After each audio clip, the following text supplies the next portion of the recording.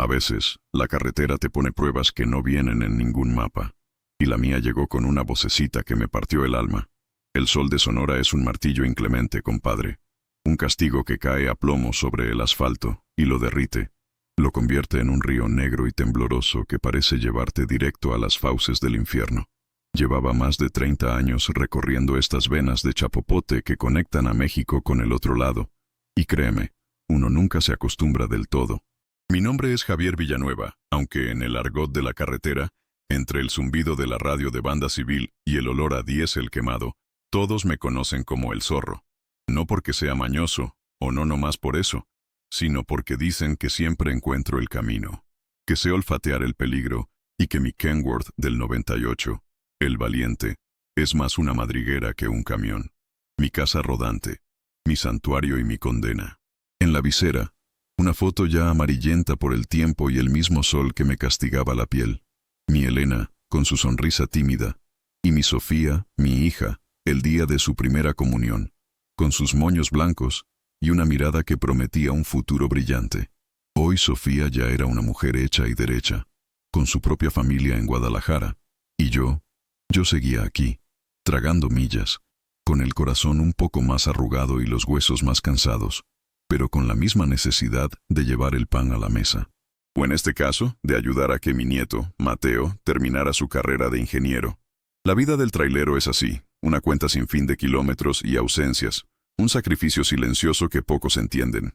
Esa tarde, el desierto era una pintura ocre y solitaria. Los saguaros se levantaban como centinelas silenciosos, testigos mudos de tantas historias que se habían perdido en el viento. Yo venía cargado con aguacate de Uruapan, el oro verde, con destino a una distribuidora en Phoenix. Era una ruta de rutina, de esas que podría hacer con los ojos cerrados. El murmullo del motor del valiente era mi música, una sinfonía de pistones y engranajes que me arrullaba, que me hacía compañía en la soledad inmensa. De vez en cuando, la voz de un colega rompía el silencio en la radio. «Órale, zorro, ¿cómo va la pista pa'l norte?» Y yo respondía con el lenguaje cifrado de los nuestros. «Limpia y clara, mi faraón. Nomás cuídate de los federales pasando Santa Ana. Andan muy golosos». Éramos una hermandad invisible, una red de almas solitarias unidas por el asfalto. Hablábamos de todo y de nada.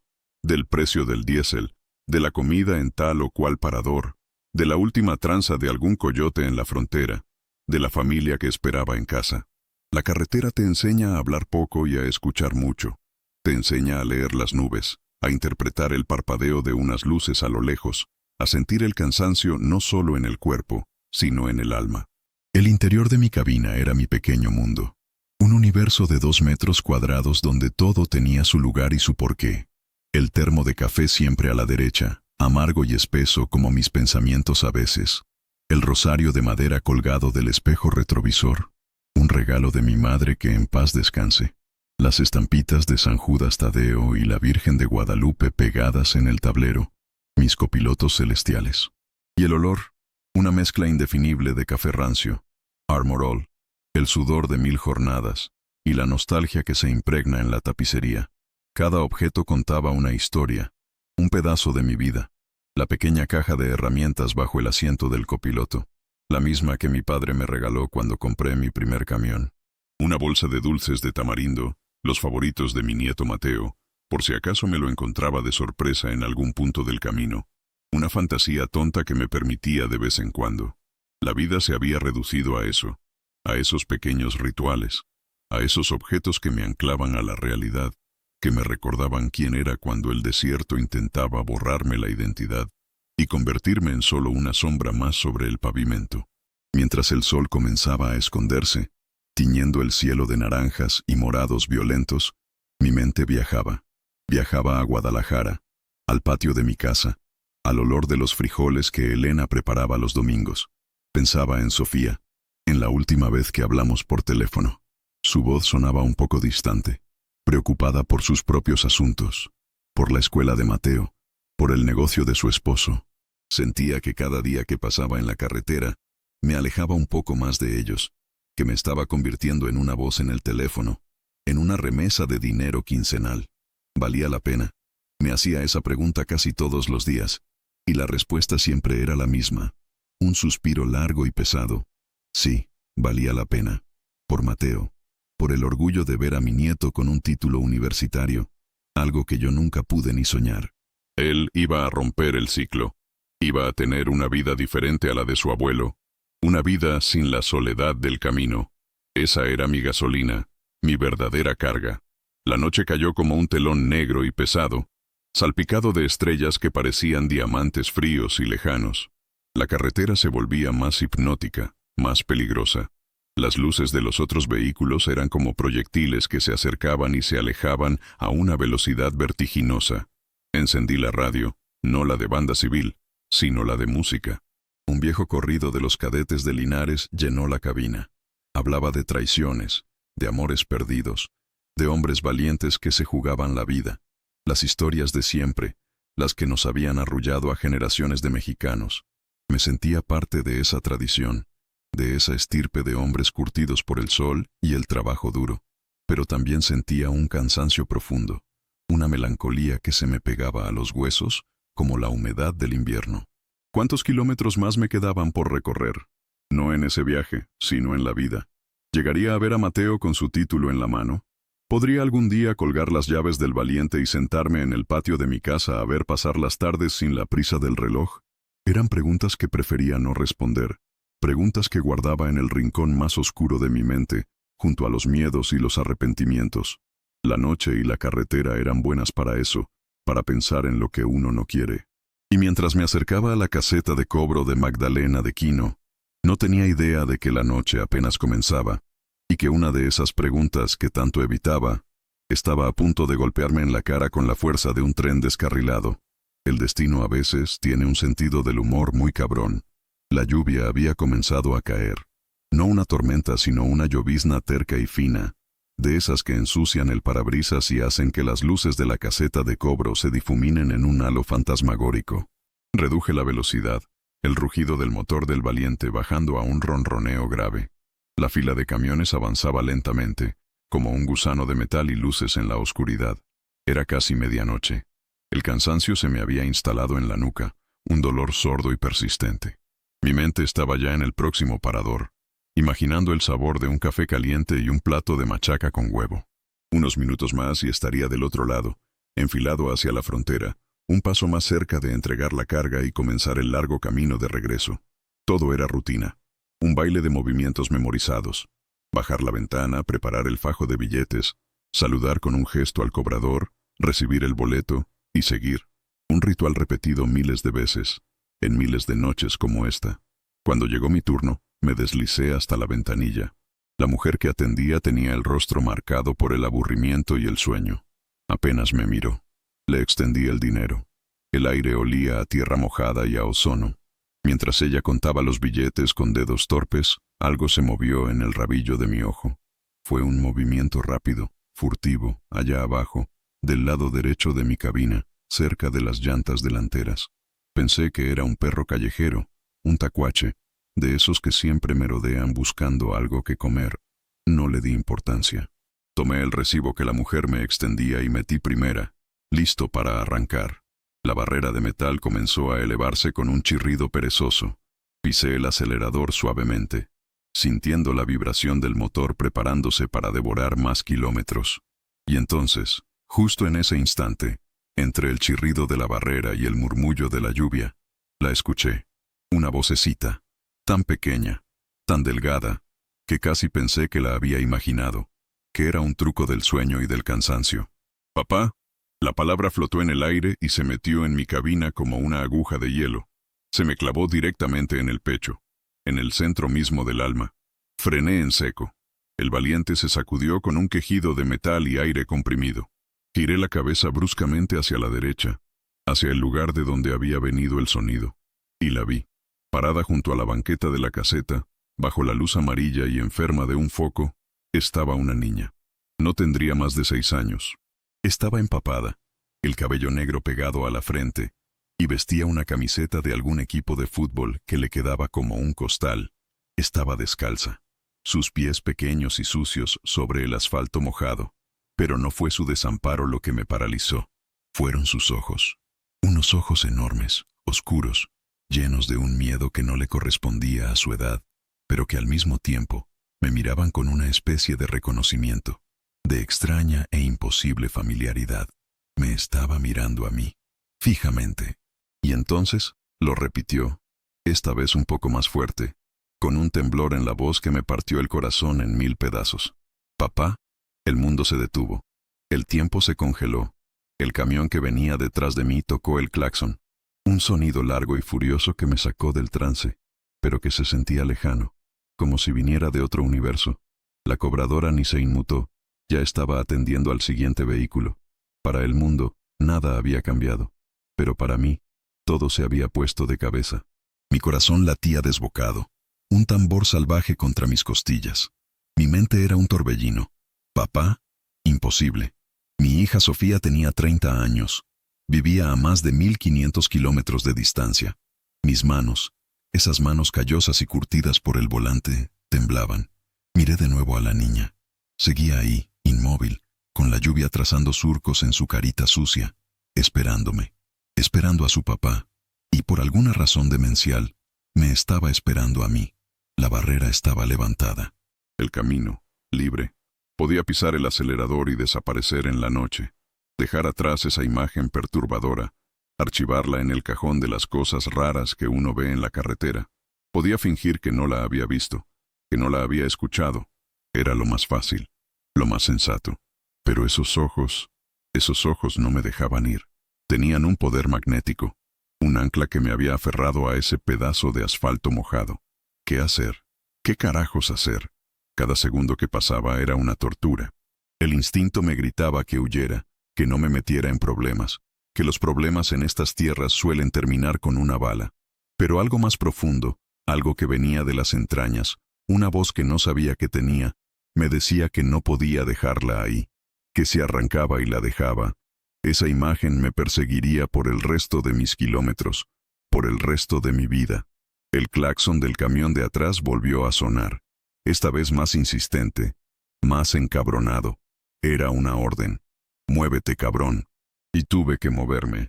Pero no hice lo que el instinto de supervivencia me dictaba. Con el corazón en la garganta, giré el volante y, en lugar de seguir derecho hacia la oscuridad de la autopista, me orillé unos 50 metros más adelante, en el acotamiento de grava, justo donde terminaba la luz de la caseta. Apagué el motor. El silencio repentino fue ensordecedor, roto solo por el golpeteo monótono de la lluvia sobre el techo de la cabina. Me quedé quieto un instante, tratando de que mi pulso volviera a la normalidad. La foto de Sofía en la visera parecía mirarme, juzgarme. ¿Qué estás haciendo, Javier? Me pregunté a mí mismo. ¿En qué lío te vas a meter? Pero ya era tarde. Había tomado una decisión. O más bien, la decisión me había tomado a mí. Abrí la puerta del valiente y el aire frío y húmedo de la noche me golpeó la cara. Bajé los 3 escalones con la rigidez de un hombre mucho mayor de lo que era, y empecé a caminar de regreso hacia la luz amarilla, hacia la niña que me había llamado papá. El sonido de mis botas sobre la grava mojada era lo único que escuchaba, un crujido rítmico que marcaba mis pasos hacia lo desconocido. La caseta de cobro, a la distancia, parecía un pequeño faro en un mar de negrura, un puesto fronterizo entre mi vida de siempre y lo que fuera que estuviera a punto de suceder. Me acerqué despacio, con la cautela de un animal que se adentra en territorio ajeno. No quería asustarla. Ella seguía en el mismo lugar, como una pequeña estatua de la desolación. La lluvia le había pegado el pelo a las mejillas y su camiseta, que de cerca vi que era de la selección nacional, con el número de algún jugador ya borrado por el uso, le chorreaba agua sucia. Tiritaba. No sabía si de frío o de miedo, o de ambas cosas. Me detuve a un par de metros de ella. Me agaché un poco para estar a su altura, apoyando las manos en mis rodillas. El dolor en la espalda baja me recordó mi edad. Oye, chiquita, empecé, mi voz sonando más ronca de lo normal. ¿Estás bien? ¿Qué haces aquí solita? ¿Dónde están tus papás? Las preguntas salieron atropelladas, las preguntas lógicas, las que cualquier adulto le haría a un niño en esa situación. Pero ella no respondió, solo me miraba. Sus ojos, en la cercanía, eran aún más impresionantes. Eran pozos de una oscuridad profunda, pero no vacíos. Había algo en ellos, una inteligencia, una tristeza vieja. Y entonces, Por tercera vez, con la voz apenas un susurro que el viento de la noche casi se lleva, lo dijo de nuevo. Papá. Esta vez, la palabra no solo me golpeó, sino que me desarmó por completo. Toda mi coraza de hombre rudo, de trailero curtido, se vino abajo. Sentí un nudo en la garganta tan grande que me costaba tragar. Miré a mi alrededor, desesperado, buscando una respuesta, una cámara escondida, una broma de pésimo gusto. Pero no había nada, solo la carretera indiferente, los tráileres pasando como bestias nocturnas, y la mujer de la caseta que seguía en su mundo, ajena a todo. La soledad de la escena era abrumadora. Estábamos ella y yo, dos extraños bajo la lluvia, unidos por una palabra imposible. Me di cuenta de que no podía quedarme ahí parado. Tenía que sacarla del frío. «Ven, chaparrita», le dije extendiendo mi mano. «Te vas a enfermar. Vamos al camión, ahí no te mojas». Ella dudó un segundo. Sus ojos grandes pasaron de mi cara a mi mano extendida. Era la mano de un trabajador, callosa, con las uñas manchadas de grasa que nunca se quitaba del todo. No era una mano suave, pero para mi sorpresa, después de esa breve vacilación, dio un pasito adelante y puso su manita helada en la mía. Su piel era suave y fría como una piedra de río. Un escalofrío me recorrió el brazo entero. Una corriente eléctrica que no era solo por el frío. Era el contacto, la confianza que esa pequeña desconocida estaba depositando en mí. La guié hacia el valiente, que esperaba en la penumbra como un animal paciente. Cada paso era un mundo de dudas. ¿Y si alguien me veía? ¿Y si pensaban que la estaba secuestrando? El miedo era una cosa viva, un animal que me mordía las entrañas, pero el impulso de protegerla era más fuerte. Abrí la puerta del copiloto y la ayudé a subir. Sus piececitos descalzos resbalaron en el primer escalón. La levanté en brazos. No pesaba nada, era como cargar un bulto de plumas mojadas. La senté en el asiento, que era enorme para ella. Se quedó ahí, hecha un ovillo, mirando todo con una curiosidad asustada. Cerré la puerta, y el mundo exterior, la lluvia y el ruido, quedaron fuera. Adentro, el silencio era denso. Fui a la litera de atrás y saqué una cobija de lana, de esas de San Marcos con un tigre dibujado que ya estaba medio descolorido. La envolví con cuidado. Ella se dejó hacer. Sus pequeños temblores empezaron a calmarse bajo el calor de la tela. Me senté en mi asiento y la observé. ¿Quién era? ¿De dónde había salido? Tenía que hacer algo. No podía simplemente quedarme con ella. Saqué mi radio de banda civil y sintonicé el canal de la caseta. «Buenas noches. Base de la caseta de Magdalena. Habla el zorro. Un trailero», dije, tratando de que mi voz sonara tranquila. «¿Me copian?», una voz cansada respondió. «Adelante, zorro, te copio. Oiga, disculpe la molestia. Es que hay una niña aquí, sola, justo pasando la caseta. ¿Nadie ha reportado una niña perdida?» Hubo una pausa. Pude escuchar el sonido de un bostezo al otro lado. «Ay, señor», dijo la mujer con fastidio. «Siempre andan chamacos de los ranchos de por aquí pidiendo dinero». «Ahorita se regresa a su casa, no se preocupe». «No, es que esta niña no parece que esté pidiendo dinero. Está sola y asustada», insistí. «Pues yo no puedo hacer nada, jefe. No soy niñera. Si quiere, llame a la policía municipal. Pero van a tardar una eternidad en llegar, si es que llegan». La comunicación se cortó. Sentí una punzada de ira y de impotencia.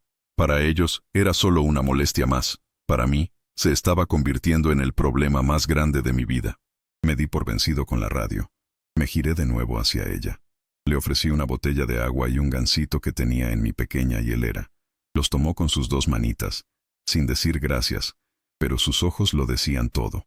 Desenvolvió el pastelito con una seriedad de adulto y empezó a comerlo a pequeños mordiscos, como si no quisiera que se acabara nunca. Mientras comía, la estudié con más detenimiento. Su cabello era negro y lacio, como el de Sofía cuando era niña. Su piel morena, sus facciones finas. Intenté buscar un parecido real conmigo, algo que explicara esa palabra terrible y fascinante, papá. Pero no lo encontré. No era mi hija, de eso estaba seguro. Entonces, ¿por qué? ¿Por qué yo?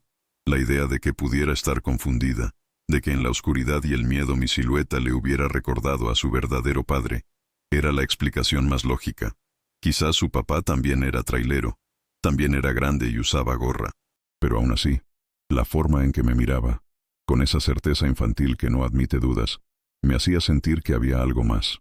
un misterio que no alcanzaba a comprender. Y mientras ella terminaba su gansito, yo tomé otra decisión. No iba a llamar a la policía. No todavía. No confiaba en ellos. Primero, tenía que entender. Tenía que alejarla de aquí, de este lugar expuesto. Tenía que llevarla a un lugar seguro para pensar. Y en el mapa de mi vida, solo había un lugar así. Encendí el motor del Valiente. La niña dio un respingo por el ruido, pero no se asustó. Me miró, y por primera vez desde que la encontré, vi el esbozo de una pequeña, minúscula sonrisa en sus labios. Puse el camión en marcha, y me reincorporé lentamente a la carretera. Pero ya no iba hacia el norte. Había cambiado de rumbo. No podía cruzar la frontera. Esa era la única certeza que tenía en un mar de dudas. Intentar pasar a Estados Unidos con una niña indocumentada, sin ningún papel que probara quién era o qué hacía conmigo, era una locura. Era buscarme la ruina, terminar en una cárcel gringa y perder el camión, mi trabajo, todo. Mi carga de aguacates tendría que esperar. Llamaría a la empresa, inventaría una falla mecánica, algo grave que me obligara a desviarme a un taller. Era un riesgo, pero un riesgo menor que el otro. Mi prioridad ahora era ella, la pequeña polizona que dormitaba en el asiento del copiloto, envuelta en mi cobija de tigre. Había dejado de temblar y su respiración era suave y rítmica. Verla dormir me trajo una calma extraña. Era como si su vulnerabilidad me diera un propósito, una dirección clara en medio del caos. Decidí dirigirme a un parador que conocía como la palma de mi mano, el Oasis, a unos 30 kilómetros al sur de Magdalena. Estaba regentado por un viejo amigo, Don Chencho, un hombre sabio y discreto, de los que ya no quedan. Si alguien podía darme un buen consejo, o al menos un lugar seguro para pasar la noche sin hacer muchas preguntas, era él. El camino de regreso se sentía diferente. La misma carretera que había recorrido horas antes en dirección norte, ahora parecía un territorio nuevo y hostil. Cada par de luces que aparecían en el espejo retrovisor me causaban un sobresalto. ¿Y si alguien la estaba buscando? ¿Y si la mujer de la caseta había cambiado de opinión y había llamado a la policía? ¿Y si los verdaderos padres aparecían y me acusaban de habérmela robado? Las preguntas eran un enjambre de avispas en mi cabeza. Me obligué a respirar hondo, a concentrarme en el manejo. El zorro, me dije a mí mismo, tienes que ser el zorro más que nunca. Piensa, calcula, no te dejes llevar por el pánico. La niña se removió en su asiento y soltó un pequeño quejido, un sonido infantil que me recordó de golpe la realidad de mi situación. No estaba solo. Mis decisiones ya no me afectaban solo a mí. Durante el corto trayecto hacia el Oasis, mi mente no dejó de trabajar. ¿Quién era ella? ¿Cómo había llegado sola a una caseta de cobro en medio de la nada? La hipótesis de que vivía cerca y se había escapado de casa no me cuadraba. Su ropa, aunque sucia, no era la de una niña que viviera en la indigencia. Y su mirada no era la de una niña traviesa, sino la de alguien que había visto algo terrible. Y luego estaba el papá. Esa palabra seguía rebotando en las paredes de mi cráneo. Recordé a mi Sofía, cuando tenía esa edad. La forma en que corría a recibirme cuando llegaba a casa después de un viaje largo. Saltaba a mis brazos y me gritaba, «Papi, llegaste». El recuerdo era tan vívido que sentí una punzada de dolor en el pecho. Una mezcla de nostalgia y culpa. Culpa por todos los regresos que no hice, por todos los festivales escolares a los que falté, por todas las noches que pasé en la carretera mientras ella crecía sin mí. Quizás esto era una especie de prueba. Una segunda oportunidad retorcida que me estaba dando la vida. La oportunidad de cuidar a una niña, aunque no fuera la mía, de hacer lo correcto esta vez. Verla ahí, tan pequeña e indefensa en el enorme asiento del Valiente, era como ver un fantasma de mi propio pasado. Un recordatorio de mis fracasos como padre. Siempre había puesto el trabajo por delante, la necesidad de proveer. Me justificaba diciendo que todo lo hacía por ellas, por mi familia. Pero, ¿de qué sirve una casa llena si el padre está siempre ausente? ¿De qué sirve el dinero si no hay tiempo para compartirlo? Eran preguntas que me había hecho 1000 veces, sobre todo en las noches largas y solitarias como esta. Y ahora, esta niña, esta desconocida, las traía de vuelta con una fuerza arrolladora. Era como si el destino me estuviera diciendo, «A ver, Javier, aquí tienes a una niña que te necesita. No dinero, no promesas. Te necesita a ti, ahora. ¿Qué vas a hacer? El peso de esa responsabilidad me abrumaba, pero también, y esto era lo más extraño de todo, me hacía sentir vivo, más vivo de lo que me había sentido en años. Ya no era solo un engranaje en la maquinaria del transporte, un hombre moviendo mercancía de un punto a otro. Era un hombre con una misión confusa, peligrosa y sin un destino claro, pero una misión al fin y al cabo. Finalmente, vi las luces de neón del oasis a lo lejos. Un letrero verde que parpadeaba con la promesa de comida caliente, baños limpios y un poco de paz. Era un santuario para los de nuestra especie. Un lugar donde las historias se compartían en voz baja, donde los lazos de la hermandad trailera se fortalecificaban con cada taza de café. Sentí un alivio inmenso al entrar en el enorme estacionamiento de grava. Había docenas de tráileres aparcados, gigantes dormidos bajo el cielo estrellado. Maniobré al valiente hasta un rincón oscuro, lejos de la entrada principal, buscando la discreción. Apagué el motor. El silencio volvió a caer, pero esta vez era un silencio amigo, protector. La niña seguía durmiendo. Su rostro, relajado en el sueño, había perdido parte de la tensión y el miedo. Parecía un angelito sucio. Con un cuidado infinito, para no despertarla, abrí mi puerta y bajé. Antes de ir a buscar a Chencho, me detuve un momento a mirar mi reflejo en el cristal de la ventana.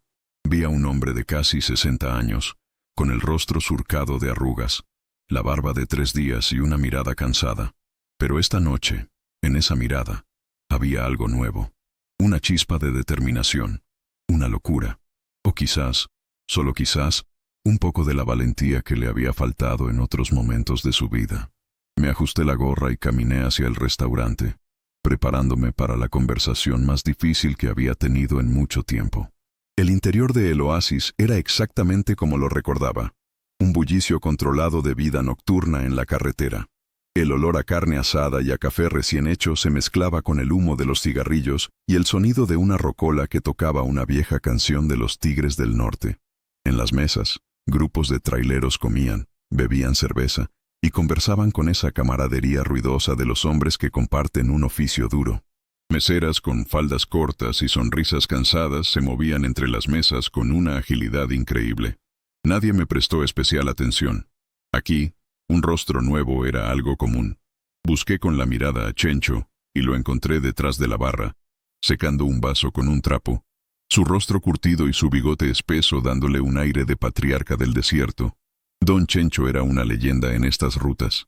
Había sido trailero en su juventud, de los de antes, de los que abrían brecha cuando las carreteras eran poco más que caminos de tierra. Conocía todos los secretos, todas las historias, y lo más importante, sabía cuándo hablar y cuándo callar. Me acerqué a la barra y me senté en uno de los taburetes. Chencho levantó la vista, me reconoció al instante, y una sonrisa arrugó las comisuras de sus ojos. «Zorro, milagro que te dejas ver por estos rumbos», dijo con su vozarrón grave. «¿Qué te sirvo? ¿Un café o algo que te reviva el espíritu?» «Un café está bien, Chencho, negro y cargado, por favor», respondí.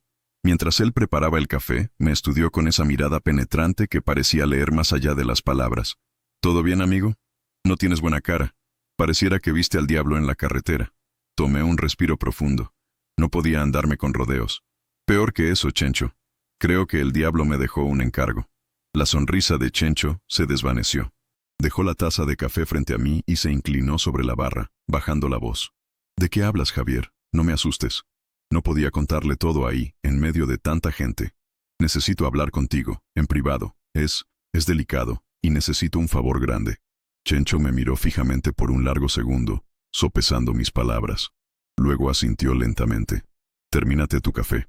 En el pasillo, junto a los baños, está la puerta de mi oficina. Toca en 5 minutos». Esos 5 minutos fueron una eternidad. Me bebí el café hirviendo de un trago, sintiendo cómo el líquido amargo me quemaba la garganta y me aclaraba un poco la mente. Observé el ambiente del parador, un mundo que me era tan familiar y que de repente se sentía ajeno. Esos hombres, mis colegas, hablaban de sus problemas. Una llanta ponchada, un retraso en la carga, una discusión con el patrón. Problemas normales, mundanos. Mi problema, en cambio, estaba dormido en mi camión, envuelto en una cobija de tigre. Cuando pasaron los 5 minutos, me levanté y caminé hacia donde Chencho me había indicado.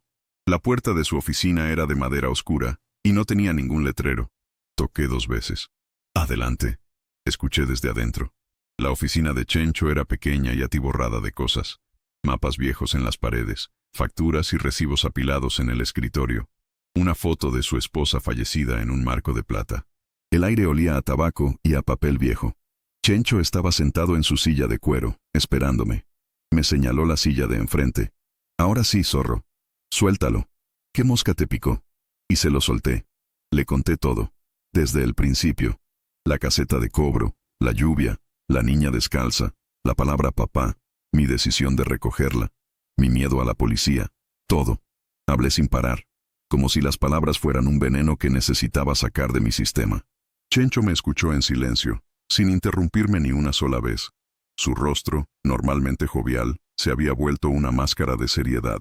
Se mesaba el bigote, un gesto que yo sabía que hacía cuando estaba pensando profundamente. Cuando terminé, el silencio en la pequeña oficina fue total. «Ay, Javier», dijo finalmente, soltando un largo suspiro. «En todas mis décadas en esta carretera, he escuchado historias de todo tipo. De fantasmas, de narcos, de polleros, de tesoros escondidos. Pero esto es nuevo». Se levantó de su silla y empezó a caminar de un lado a otro en el reducido espacio, como un león enjaulado. «Hiciste bien en no llamar a los federales. Aquí en Sonora, a veces es difícil saber de qué lado de la ley están. Si la niña está perdida, puede que la ayuden. Pero si está huyendo de algo, o de alguien, entregarla a las autoridades podría ser una sentencia de muerte para ella. Y para ti, por meter las narices donde no debías». Sus palabras confirmaron mis peores temores. «Entonces, ¿qué hago, Chencho? No puedo quedármela para siempre. No puedo llevarla conmigo a cruzar la frontera». Chencho se detuvo y me miró fijamente. «Primero, calma. Lo primero es la seguridad de la criatura. Y la tuya. La trajiste en tu camión, ¿verdad?» Asentí. «Bien. Nadie te vio traerla aquí. Mi gente es discreta. Te voy a dar la llave de uno de los cuartos de atrás, de los que usamos para descansar nosotros. Es pequeño, pero tiene una cama limpia y un baño. Lleva a la niña ahí. Nadie la molestará. Podrá dormir segura esta noche». Fue a un tablero lleno de llaves y tomó una. Me la entregó. «Este es un favor de amigos, Javier. No te cobraré nada. Pero tienes que prometerme que tendrás mucho cuidado». «Te lo prometo, Chencho. Y te lo agradezco desde el fondo de mi alma». «No me agradezcas todavía», dijo con gravedad. «Mañana, con la luz del día, pensaremos con más claridad. Yo tengo mis contactos. Haré algunas preguntas, con mucha discreción. Veremos si alguien ha oído algo. Si se sabe de alguna familia desaparecida, de algún accidente. Pero tú tienes que hacer tu parte. Intenta hablar con la niña, con calma, sin presionarla. A ver si puedes sacarle un nombre, el de sus padres, de dónde viene. Cualquier cosa puede ser una pista». Asentí, sintiendo un peso enorme quitárseme de encima. Tener un aliado, alguien como Chencho, me daba una fuerza que no tenía antes. «Una cosa más, zorro», añadió Chencho, deteniéndome antes de que saliera. «Ten cuidado. El diablo anda suelto por estas carreteras y a veces se disfraza de inocencia. No sabes en qué te estás metiendo. Puede ser una trampa». La advertencia me heló la sangre, pero asentí de nuevo. Sabía que tenía razón. Salí de la oficina con la llave en mi mano, una pequeña pieza de metal que representaba un refugio temporal, una tregua en mi tormenta personal. Caminé de regreso al Valiente, bajo el cielo estrellado del desierto, sintiéndome un poco menos solo, pero con la certeza de que la noche más larga de mi vida apenas estaba comenzando. Llegué al Valiente y abrí la puerta del copiloto con el mayor sigilo posible. La niña seguía profundamente dormida, una bolita de calor bajo la cobija. Por un momento, dudé en despertarla. Se veía tan pacífica, tan ajena al torbellino que había desatado en mi vida. Pero Chencho tenía razón. No podía dejarla en el camión. La cabina era mi santuario, pero el cuarto que me ofrecía mi amigo era un verdadero refugio. Le toqué el hombro suavemente. «Chiquita, oye, chaparrita, despierta un poquito». Abrió los ojos lentamente, desorientada. Por un segundo, vi el pánico regresar a su mirada. Pero al verme, al reconocer mi rostro, se relajó un poco. «Vamos a un lugar más cómodo para que duermas, ¿sí? Es aquí cerquita». No dijo nada, solo asintió. frotándose los ojos con el dorso de la manita. La volví a tomar en brazos. Su pequeño cuerpo se amoldó al mío con una confianza que me seguía asombrando. Al bajar del camión, me di cuenta de que por primera vez me sentía como un padre protector, y no solo como un hombre confundido metido en un lío. Seguí las indicaciones de Chencho, rodeando el restaurante por un pasillo exterior poco iluminado, hasta llegar a una hilera de puertas sencillas. Encontré el número que correspondía a mi llave y abrí. El cuarto era espartano, pero estaba impecable. Una cama individual con sábanas limpias, una pequeña mesa de noche con una lámpara, y un baño diminuto con una regadera. Olía a cloro y a jabón, el olor de la limpieza. Dejé a la niña en la cama. Se sentó y miró a su alrededor con sus grandes ojos curiosos. ¿Quieres bañarte?, le pregunté. Hay agua calientita. Negó con la cabeza. Supuse que todavía estaba demasiado asustada. Está bien. Pero al menos hay que lavarse esa carita y esos pies. La llevé al baño. Abrí la llave del lavabo y mojé una toalla limpia. Con una delicadeza que no sabía que poseía, le limpié la mugre de la cara, el cuello y los pies. Ella se dejó hacer, con una pasividad que me partía el alma. ¿Qué habría vivido esa criatura para ser tan dócil, tan resignada? Cuando terminé, la volví a sentar en la cama. Ahora, sin la capa de suciedad, podía ver su rostro con más claridad. Tenía una pequeña cicatriz casi invisible en la ceja izquierda y un lunar junto a la boca. Detalles que la hacían más real, más humana. Se veía agotada. Se acurrucó bajo las sábanas sin que yo se lo dijera. Apagué la luz principal y dejé encendida solo la lamparita de la mesa de noche, creando una atmósfera de penumbra y calma. Me senté en la única silla del cuarto, vigilándola. Decidí que era el momento de intentar seguir el consejo de Chencho. Tenía que saber algo, cualquier cosa. ¿Cómo te llamas, princesa?, le pregunté en voz baja. Ella me miró desde la almohada, pero no respondió. Se limitó a encogerse de hombros. No te voy a hacer daño, le aseguré. Solo quiero ayudarte. Para ayudarte, necesito saber tu nombre. Silencio. Yo me llamo Javier. Esperé una reacción, pero no obtuve ninguna. Quizás era demasiado pronto. Decidí cambiar de táctica. ¿Tienes hambre? Puedo traerte algo de comer. Una sopita, leche con chocolate, lo que quieras. Negó con la cabeza. Ya le había dado el gansito. Quizás no tenía apetito. O quizás el miedo era más grande que el hambre. Me sentí frustrado. Era como intentar abrir una ostra con las manos. Entonces recordé algo. Mi nieto Mateo, cuando era pequeño y se enfadaba o se asustaba, no hablaba, pero le encantaba dibujar. Siempre llevaba en la guantera del camión una pequeña libreta y un lápiz, por si tenía que apuntar alguna dirección o número de teléfono. Me levanté y salí del cuarto, cerrando la puerta con cuidado. Fui al valiente. Rebusqué en la guantera y encontré la libreta y un lápiz corto y sin punta. Regresé al cuarto. La niña no se había movido. Seguía en la misma posición, observándome. Me senté de nuevo y le puse la libreta y el lápiz en la cama, a su lado. A veces, cuando no queremos hablar, podemos dibujar. Le dije suavemente. Puedes dibujar lo que quieras. Tu casa, tus juguetes, tu familia. Dejé los objetos ahí, sin insistir más. Me recargué en la silla y cerré los ojos un momento, fingiendo que dormitaba, para darle su espacio. Pasaron varios minutos de silencio absoluto. Pensé que mi idea había fracasado, pero entonces escuché un pequeño ruido, el rasgueo suave del lápiz sobre el papel. Abrí los ojos un rendija y la vi. Se había incorporado y estaba dibujando con una concentración total, la lengua asomando por una comisura de los labios. No quise interrumpirla. La dejé trabajar. El tiempo se alargó. Afuera, escuchaba el murmullo lejano de los motores de los camiones que llegaban y se iban, los sonidos de la noche en el parador. Pero dentro de ese pequeño cuarto, el único sonido era el del lápiz. Después de lo que parecieron horas, pero que probablemente fueron unos 20 minutos, dejó el lápiz a un lado. Ya, dijo en un susurro. Fue la primera palabra que me dirigía que no era papá. Me acerqué a la cama. Me mostró la libreta. Mi corazón dio un vuelco. No era un dibujo infantil cualquiera. Había dibujado un carro chocado, con la parte de adelante abollada.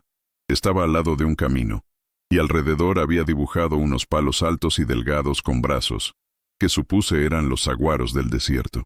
Dentro del carro había dos figuras, una grande y una pequeña, y fuera del carro, de pie, había otra figura grande, y junto a ella había dibujado a una niña, ella, y de la boca de la niña había trazado una línea hasta la figura grande de afuera, y había escrito, con letras temblorosas y torpes, la palabra mamá, y de la figura grande que estaba dentro del carro había trazado otra línea que salía por la ventana, y ahí, con la misma letra infantil, había escrito papá.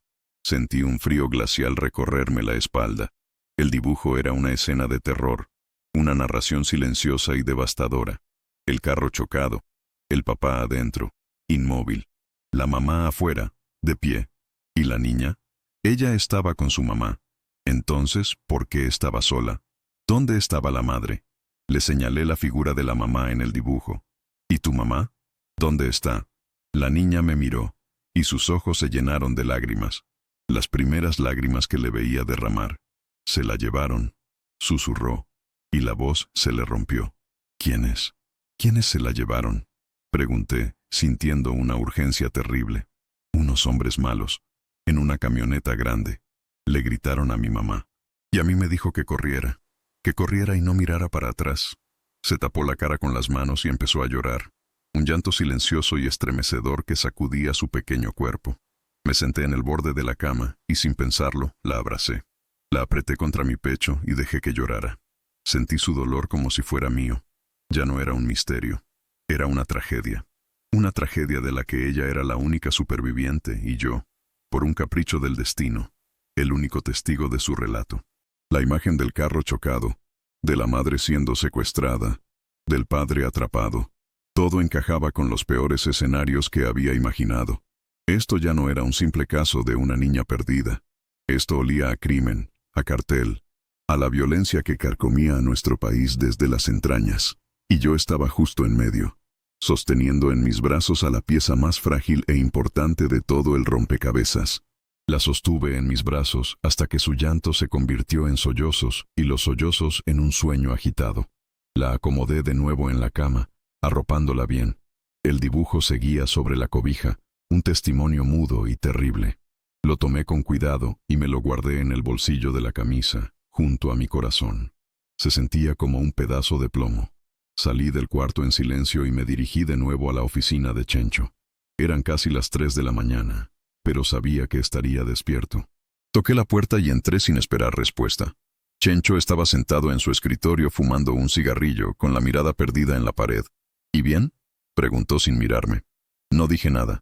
Simplemente saqué la libreta del bolsillo y se la puse sobre el escritorio, abierta en la página del dibujo. Chencho bajó la vista. Observó el dibujo por un largo rato. Vi cómo su mandíbula se tensaba. Soltó el humo lentamente y aplastó el cigarrillo en el cenicero con una fuerza innecesaria. «Hijos de la chingada», murmuró, con un veneno en la voz que rara vez le había escuchado. Levantó la vista y me miró. «Esto cambia todo, zorro. Esto ya no es un juego de niños». Chencho se puso de pie y sirvió 2 vasos pequeños con tequila de una botella que guardaba en un cajón. Me pasó uno. «Toma, lo vamos a necesitar». Bebí el líquido de un trago, sintiendo el fuego bajar por mi garganta. No calmó el frío que sentía por dentro. «Un carro chocado», dijo Chencho, más para sí mismo que para mí. «Una mujer secuestrada, un hombre probablemente muerto, y una niña que escapa. Esto tiene el sello del crimen organizado por todos lados, Javier». Su uso de mi nombre de pila, en lugar de mi apodo, subrayaba la gravedad de la situación. La pregunta es, ¿por qué? ¿Eran gente metida en malos pasos? ¿O simplemente estaban en el lugar y el momento equivocados? No lo sé, Chencho. La niña no puede decirme mucho más. «Está aterrorizada», respondí, mi voz apenas un murmullo. Chencho asintió. «Claro, pobrecita.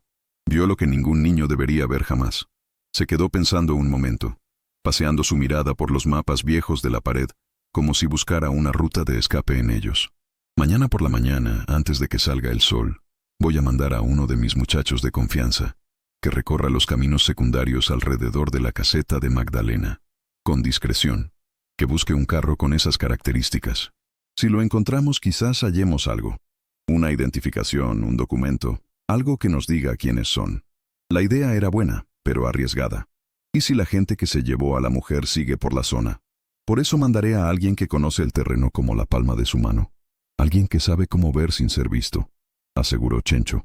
Mientras tanto, tú y la niña no se moverán de aquí. Nadie puede saber que está contigo. Eres un fantasma, ¿entiendes? Tu camión se queda donde está. Tú te quedas en ese cuarto. Yo me encargaré de que les lleven comida. Asentí, sintiéndome extrañamente como un prisionero, aunque sabía que era por mi propio bien. La sensación de impotencia era sofocante. Yo era un hombre de acción, un hombre que resolvía problemas manejando, moviéndose. Estar quieto, escondido, iba en contra de mi naturaleza.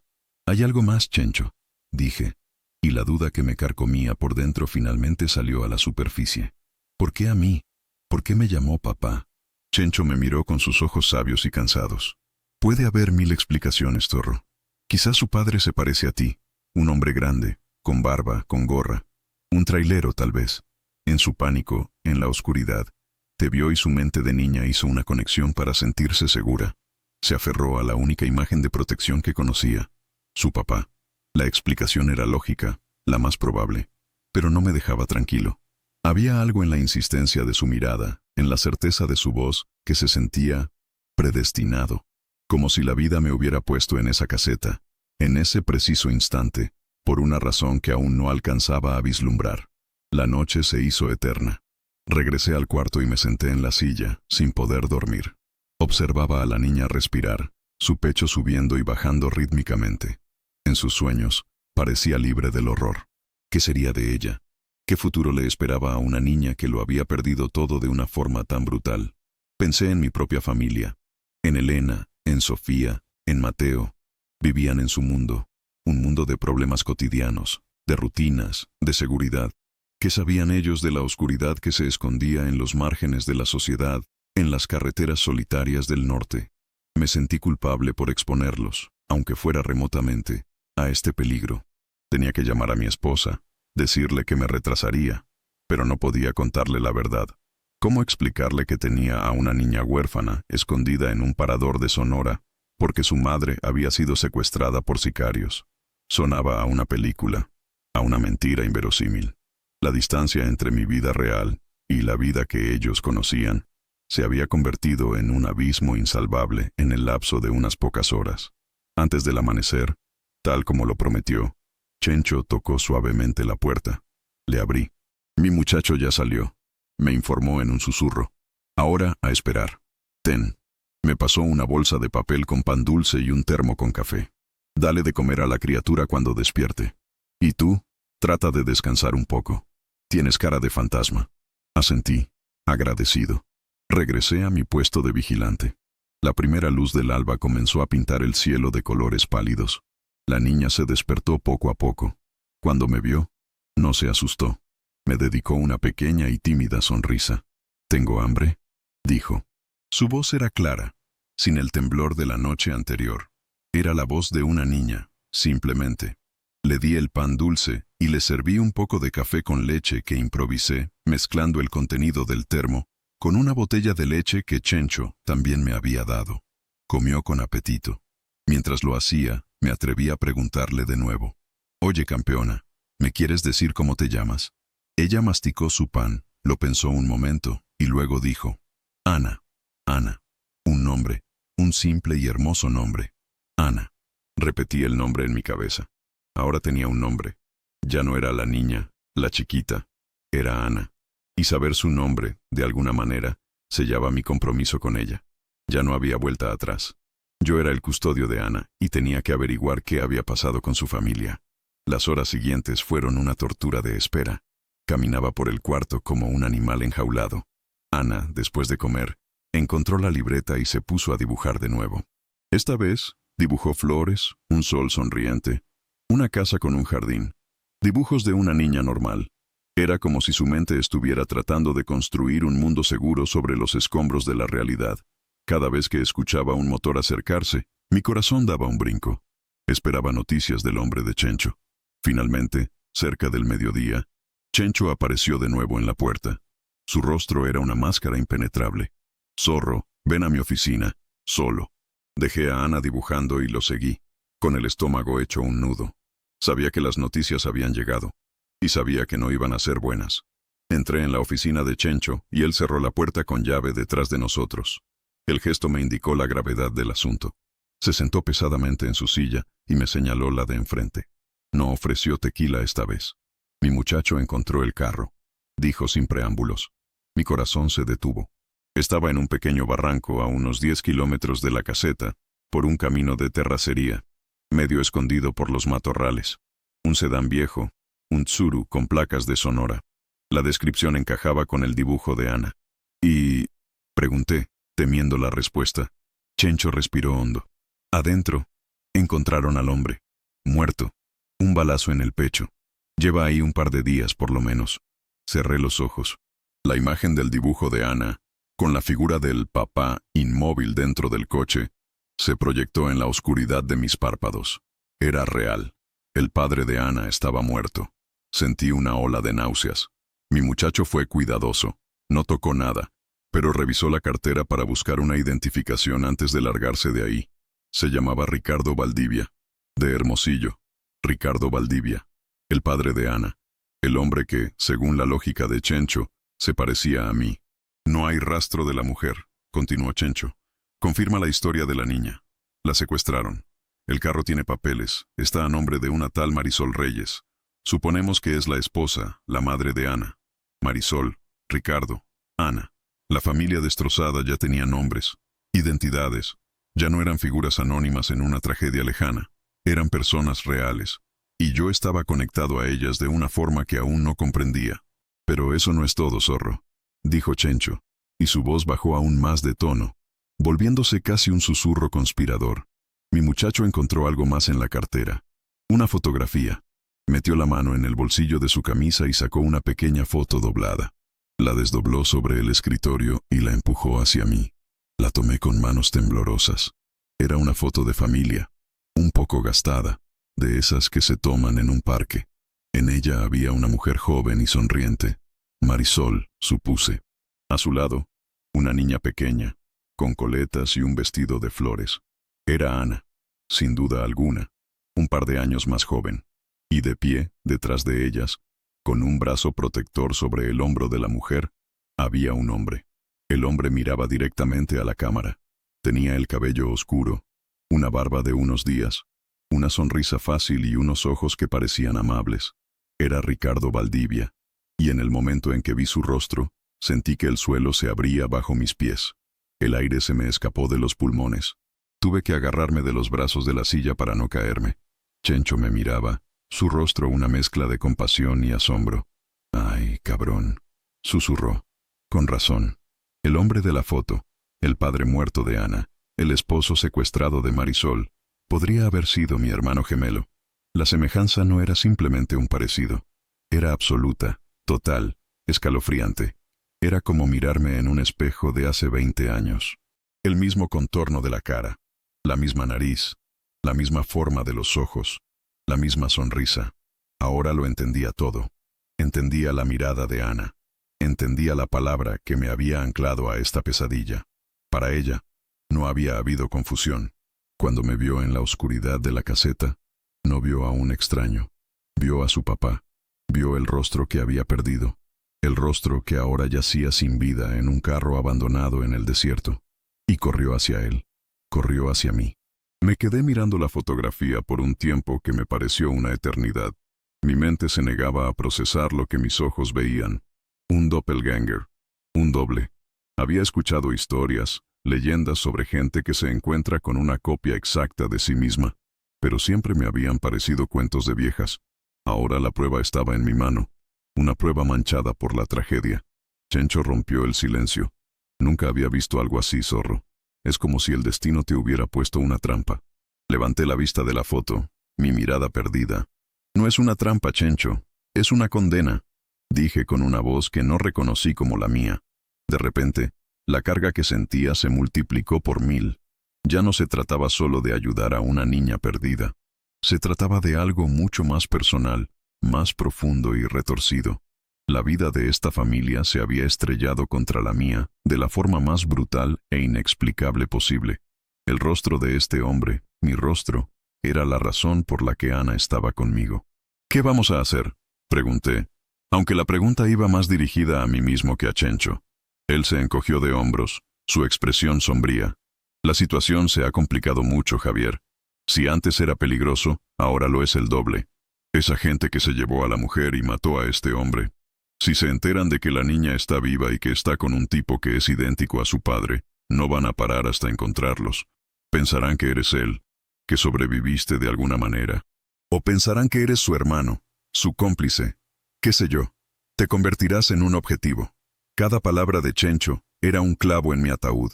El miedo que había sentido hasta ahora era un juego de niños comparado con el terror helado que me invadió en ese momento. Ya no era un buen samaritano. A los ojos de unos asesinos, yo era un cabo suelto. Y Ana era la prueba viviente de su crimen. Tenemos que sacarla de aquí, dijo Chencho, poniéndose en modo práctico. Y tienes que desaparecer tú también. El parador es seguro por ahora, pero no para siempre. La gente habla, los rumores corren. Tarde o temprano, alguien atará cabos. ¿A dónde voy, Chencho? ¿A dónde puedo ir? Pregunté, sintiéndome completamente perdido. No puedes ir al norte, a la frontera. Es lo primero que vigilarían si te buscan. Y no puedes volver a tu ruta habitual. Tienes que salir del mapa. Se quedó pensando, mesándose el bigote. Tienes familia en el sur, ¿no? En Guadalajara. Asentí. Mi esposa, mi hija. Ahí está, dijo Chencho con una chispa de convicción. Es el único lugar. Tienes que ir al sur, profundo en el país, lejos de Sonora, lejos de la frontera. En la ciudad, entre millones de personas, es más fácil perderse. Y estarás con tu gente, con gente que te protegerá.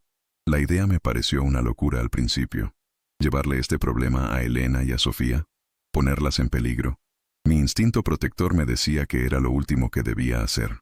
Pero por otro lado, ¿qué otra opción tenía? Vagar por las carreteras con Ana, huyendo de sombras, sin ayuda, sin un lugar seguro a donde llegar. Chencho pareció leerme el pensamiento. Escucha, zorro. Sé que no quieres meter a tu familia en esto, pero ya estás metido hasta el cuello. Y la niña contigo. Solo, eres vulnerable. Con tu familia, tienes una oportunidad. Tu esposa y tu hija te quieren. Te ayudarán a pensar, a decidir qué hacer, cómo proteger a Ana. Quizás hasta cómo buscar justicia para sus padres. La palabra justicia sonaba hueca y lejana, un lujo que no podíamos permitirnos. La prioridad era la supervivencia. Tomé una decisión. Chencho tenía razón. Era mi única opción viable. Está bien, dije, mi voz firme por primera vez en horas. Iré a Guadalajara. Bien, asintió Chencho. Pero tienes que ser listo. No puedes tomar la autopista principal. Es demasiado visible. Conozco unas rutas secundarias, caminos viejos que los traileros ya no usan. Te llevarán más tiempo, pero serán más seguros. Te dibujaré un mapa. Se levantó y fue hacia una de las paredes, descolgando un mapa carretero de la República Mexicana, grande y detallado. Lo extendió sobre el escritorio y, con un marcador rojo, empezó a trazar una ruta tortuosa que serpenteaba hacia el sur, evitando las grandes ciudades y los retenes conocidos. Harás una llamada a tu empresa, me instruyó mientras dibujaba. Les dirás que el Valiente tuvo una falla grave en el diferencial, que la pieza tardará días en llegar desde Monterrey. Diles que estás varado en un taller en un pueblo perdido. Inventa algo creíble. Necesitas ganar tiempo. Mucho tiempo. Mientras observaba la línea roja que Chencho trazaba en el mapa, una línea que representaba mi huida, mi nueva vida como fugitivo, sentí que mi identidad como Javier Villanueva, el trailero, se desvanecía. Estaba naciendo otra persona, alguien definido no por su trabajo, sino por la misión que le había sido impuesta: proteger a Ana, llevarla a un lugar seguro, descubrir la verdad detrás del rostro que compartía con un muerto. Era una carga inmensa, aterradora, pero también, de una manera extraña, me daba una sensación de propósito que había perdido hacía mucho tiempo. Mi vida ya no era un círculo monótono de ir y venir. Ahora era una línea recta hacia lo desconocido. Una línea roja y peligrosa dibujada en un mapa viejo. Guardé la fotografía de Ricardo y su familia en mi cartera, junto a la de Elena y Sofía. Los dos mundos, el mío y el del muerto, ahora convivían en el mismo espacio de cuero gastado. Era un recordatorio constante de la promesa silenciosa que le había hecho a Ana y a la memoria de su padre. El plan estaba trazado. Ahora venía la parte más difícil: ejecutarlo. La primera llamada fue a la empresa. Seguí el guión de Chencho al pie de la letra. Puse mi mejor voz de fastidio y preocupación, describiendo una falla mecánica compleja y costosa. El despachador, un joven llamado Ramiro, se quejó. Habló de los tiempos de entrega, de la presión del cliente en Phoenix, pero al final no le quedó más remedio que aceptar la situación. Mantente en contacto, zorro, y consigue facturas de todo. Fue su única instrucción. Colgué el teléfono sintiendo un pequeño alivio. Había comprado tiempo, al menos unos días. La segunda llamada era la que más temía. Llamar a Elena. Marqué su número con los dedos temblorosos. Contestó al segundo timbrazo. Javier, mi amor, ¿todo bien? Qué milagro que llamas a esta hora. Su voz, cálida y familiar, fue como un bálsamo y una puñalada al mismo tiempo. Hola, vieja. Sí, todo bien, no te preocupes. Mentí. ¿Cómo están todos por allá? Bien, aquí andamos. Mateo con sus exámenes, ya sabes. ¿Y tú? ¿Ya casi llegas a la frontera? De eso te hablaba. No, fíjate que se me fregó el camión. Una cosa seria. Voy a estar atorado aquí unos días, en un pueblo que ni el diablo conoce. Escuché su suspiro de resignación al otro lado de la línea. Era el suspiro de una mujer acostumbrada a los imprevistos de mi profesión. Ay, Javier, siempre algo. Bueno, pues cuídate mucho. ¿Necesitas dinero? No, estoy bien. La empresa se encarga. Oye, vieja. Dudé un momento. ¿Qué pasa? No, nada, solo que... Los extraño mucho. Se hizo un silencio. Un silencio cargado de años de conversaciones a medias, de emociones no expresadas. Y nosotros a ti, Javier. Apúrate a arreglar ese cacharro y vente para la casa, aunque sea un día. Sí, vieja. Eso haré. Colgué antes de que la emoción me quebrara la voz. La mentira me pesaba como una losa de concreto. Le estaba ocultando a mi esposa el peligro más grande que había enfrentado en mi vida. Chencho me entregó el mapa con la ruta trazada y un fajo de billetes. No es mucho, pero te ayudará con la gasolina y la comida. No uses tus tarjetas de crédito. Paga todo en efectivo. Sé invisible, zorro. Le di un abrazo, un gesto poco común entre hombres como nosotros, pero la situación lo ameritaba. No sé cómo pagarte todo esto, Chencho. No me pagues nada. Solo cuídate. Y cuida a esa niña. Ella no tiene a nadie más. Fui al cuarto a buscar a Ana. Ya había guardado sus dibujos en la pequeña libreta. Cuando me vio entrar, supo que nos íbamos. No preguntó a dónde. Simplemente se levantó, tomó mi mano y se preparó para seguirme. Su confianza en mí era absoluta, y eso me aterraba y me fortalecía a partes iguales. Salimos del parador por la parte de atrás, evitando el restaurante. La noche ya había caído de nuevo. El valiente nos esperaba en la oscuridad, un gigante silencioso listo para la huida. Ayudé a Ana a subir y la senté en el asiento del copiloto. Le abroché el cinturón de seguridad. Antes de arrancar, me tomé un segundo. Miré a la niña a mi lado, tan pequeña en la inmensidad de la cabina. Luego miré el mapa en el asiento, la ruta roja que nos llevaría hacia el sur, hacia la incertidumbre. El viaje a Phoenix con los aguacates parecía una vida pasada, un sueño lejano. La nueva carga era Ana. La nueva ruta era la supervivencia.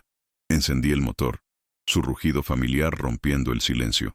Salimos del estacionamiento lentamente, sin llamar la atención, y en lugar de tomar la carretera Federal 15, giré hacia un camino de tierra oscuro y sin señalización. El primer tramo de nuestra nueva vida. El viaje hacia el sur fue una lección de tensión y sigilo.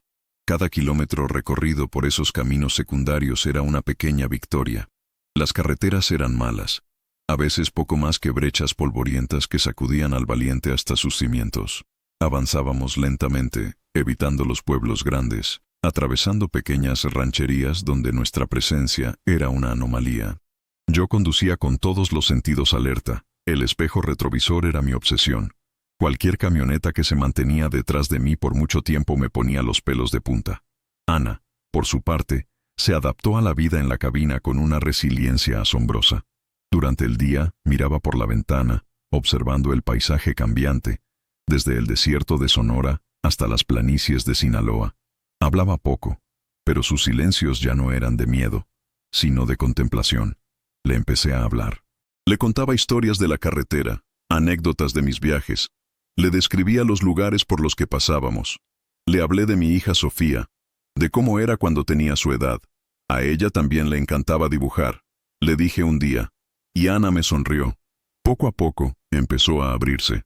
Me contó cosas de su vida antes de la tragedia, que le gustaban los helados de fresa, que su color favorito era el morado, que su papá Ricardo le estaba enseñando a andar en bicicleta. Cada pequeño detalle era un tesoro, un pedazo de la vida que le habían arrebatado. Nunca mencionaba a su madre ni lo que había pasado esa noche, y yo no la presionaba. Sabía que la herida era demasiado profunda. En esos largos días en la carretera, se forjó entre nosotros un lazo extraño y poderoso. No era el de un padre y una hija, pero tampoco el de dos extraños. Éramos dos náufragos en la misma balsa, aferrándonos el uno al otro para no hundirnos. Parábamos solo lo necesario, en pequeños comederos de carretera donde nadie nos conocía. Yo bajaba a comprar comida y agua mientras ella se quedaba escondida en la cabina. Dormíamos en el camión, en estacionamientos de gasolineras o en acotamientos solitarios. Yo en la litera y ella en el asiento del copiloto, que había acondicionado con cobijas y almohadas para hacerlo más cómodo. Todas las noches, antes de dormir, me miraba y me decía, «Buenas noches, Javier». Y yo le respondía, «Buenas noches, Ana, descansa». Esas simples palabras se convirtieron en nuestro ritual, nuestro anclaje en un mundo que se había vuelto inestable y peligroso. Un día, mientras atravesábamos las montañas de la Sierra Madre Occidental, en un tramo particularmente solitario, Ana me hizo una pregunta que me heló la sangre. «Javier, ¿tú conocías a mi papá?». Me quedé sin respuesta por un momento. El sol se filtraba entre los pinos, creando patrones de luz y sombra en la cabina. «¿Por qué preguntas eso, chaparrita?». «Porque te pareces mucho a él», dijo con una simpleza demoledora. «Cuando te vi en la noche pensé que eras él, que habías venido a salvarme». Tragué saliva. Tenía que decirle la verdad, o al menos una parte de ella. «No, Ana, no lo conocí, pero a veces la vida hace estas cosas raras. A veces las personas se parecen mucho sin ser familia». Ella pareció aceptar la explicación, pero sus palabras se quedaron conmigo. Para ella, yo era una especie de fantasma de su padre, una reencarnación, y me di cuenta de que, quizás, eso era exactamente lo que yo era, el hombre que tenía que terminar el trabajo que Ricardo Valdivia no pudo, poner a su hija a salvo. Finalmente, después de casi una semana de viaje clandestino, vimos las primeras luces de Guadalajara a lo lejos. La mancha urbana se extendía en el valle como un mar de diamantes. Sentí una mezcla de alivio y de pánico. Estábamos llegando al final de una etapa de nuestro viaje, pero también al principio de la más incierta. ¿Cómo reaccionaría Elena? ¿Qué diría Sofía? ¿Podrían entender la locura en la que me había metido? Navegué por las calles periféricas de la ciudad, guiándome por una memoria que se sentía oxidada. Evité las grandes avenidas, moviendo al valiente por calles estrechas, rezando por no encontrarme con una patrulla.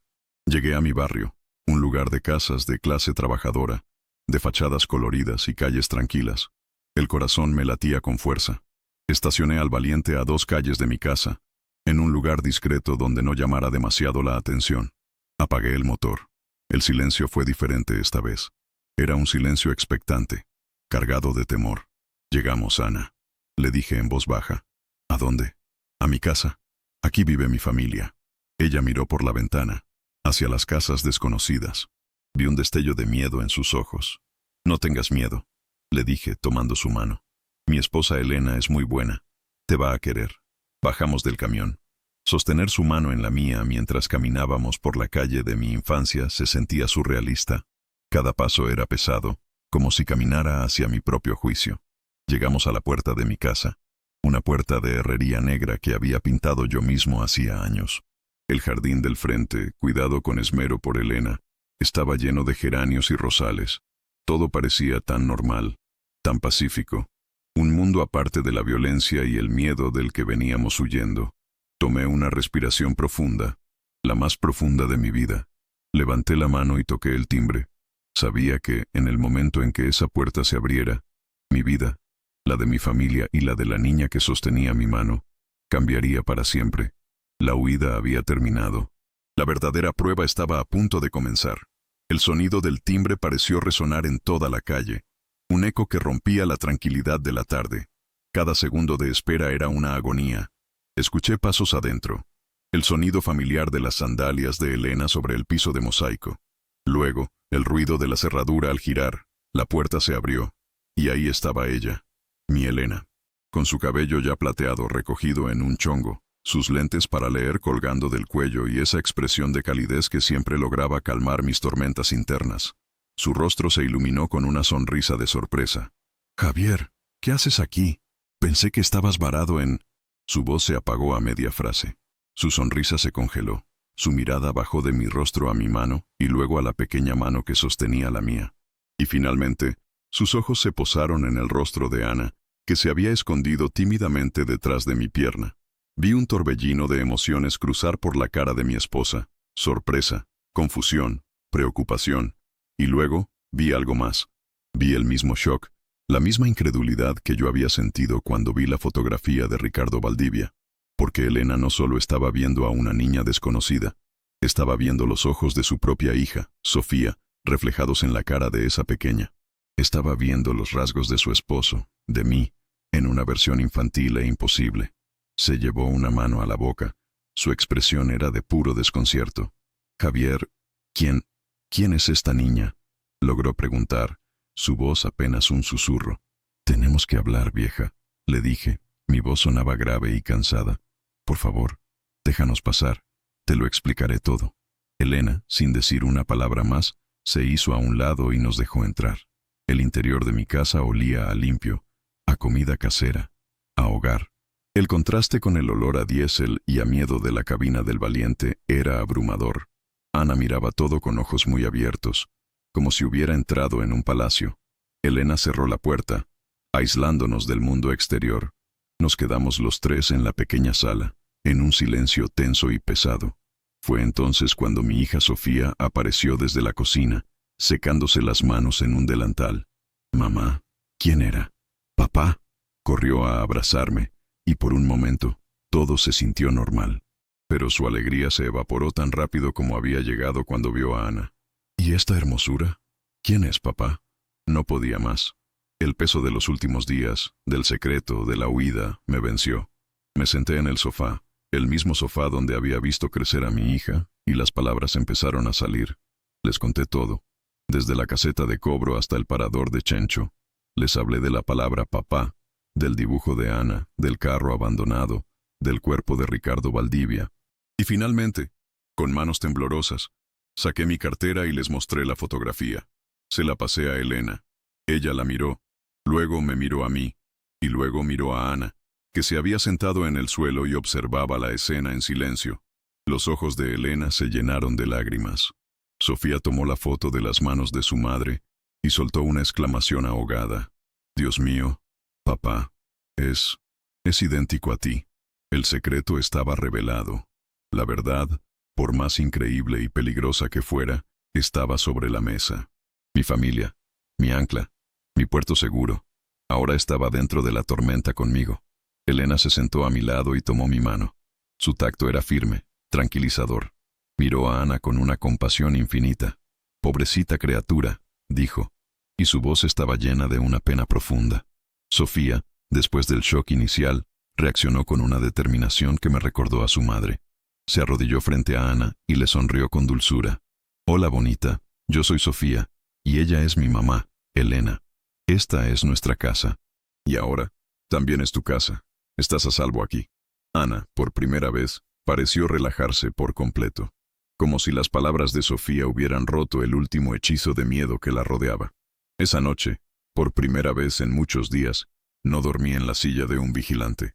Después de que bañamos a Ana y la arropamos en el cuarto de huéspedes, me acosté en mi propia cama, junto a mi esposa.